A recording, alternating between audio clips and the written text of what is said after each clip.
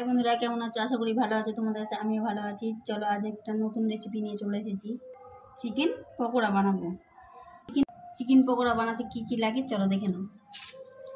বেসন নিয়ে নিয়েছি, ধনে পাতা নিয়ে নিয়েছি, এক পিস লেবু নিয়ে নিয়েছি, কাঁচা লঙ্কা বাটা, পেঁয়াজ বাটা আর রসুন বাটা নিয়েছি আদার গুঁড়ো, হলুদ, ধনের গুঁড়ো, কাশ্মীরি লাল লঙ্কার গুঁড়ো, লবণ আর জোয়ান, আর নিয়েছি তেল।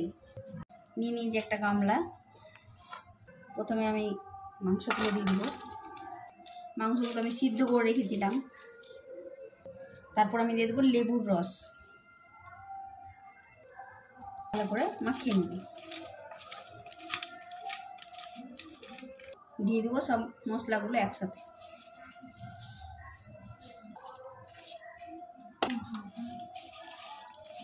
ভালো করে মাখিয়ে নেব।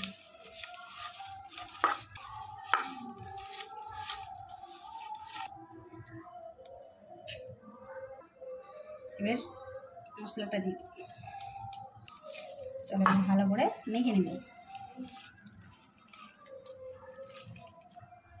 এবার আমি দিয়ে দেবো ধনে পাতা।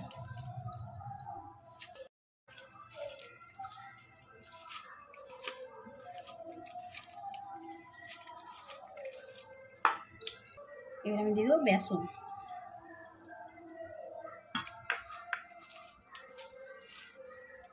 আমি এটাতে একটু জল ব্যবহার করব না, মাংস থেকে আর মশলা থেকে যে জলটা বেরোবে সেই জলটা দিয়ে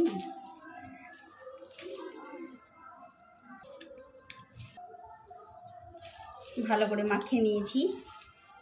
কিন্তু চিকেন পকোড়া করতে গেলে কাঁটা লাগা মাংস লাগবে না, একদম নরম মাংস লাগবে, তাহলে খুব সুন্দর হবে।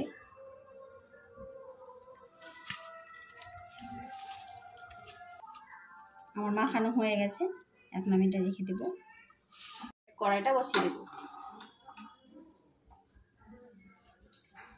কড়াই গরম হয়ে গেছে, এখন তেল দিয়ে দেবো।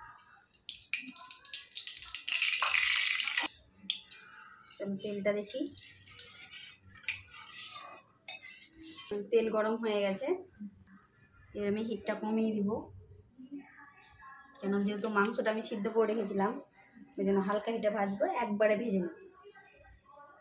এখন ছেড়ে দেবো।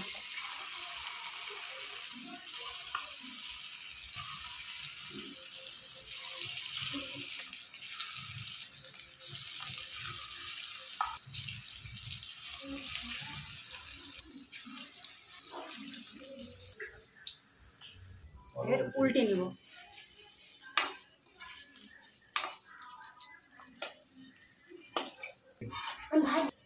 এভাবে আমি উল্টে পাল্টে ভেজে নিব।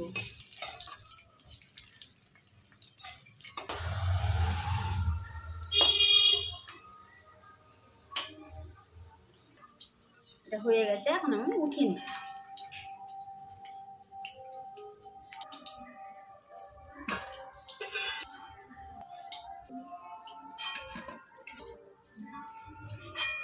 এরকম করে আমি সবগুলো ভেজে নেব। মাংসটা সিদ্ধ করে রেখেছিলাম, তাই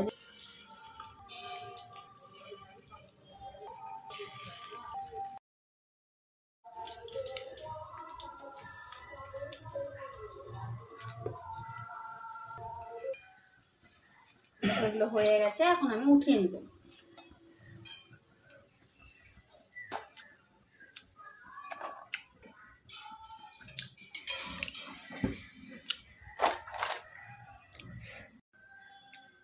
দেখো সবগুলো ভাজা হয়ে গেছে, কি সুন্দর হয়ে ভাজা হয়েছে, লাল লাল করে বেশ ভেজে নিয়েছি। আমি আমার ছেলেকে খেতে দিয়ে দিলাম, খেয়ে টেস্ট করে বলবে কেমন হয়েছে। মা করেছে চিকেন পকোড়া, খেয়ে দেখি কেমন হয়েছে। আর সঙ্গে দিয়েছে সস।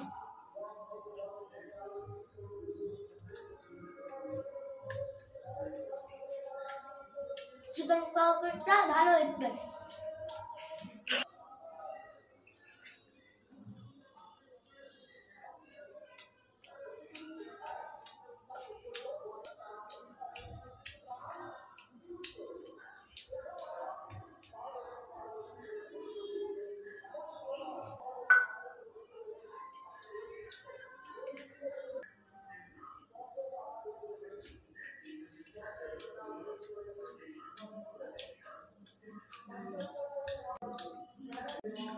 বন্ধুরা ভিডিওটা আমি এখানে শেষ করলাম।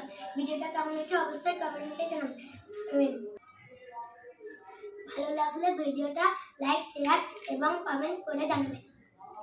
বন্ধুরা বাই।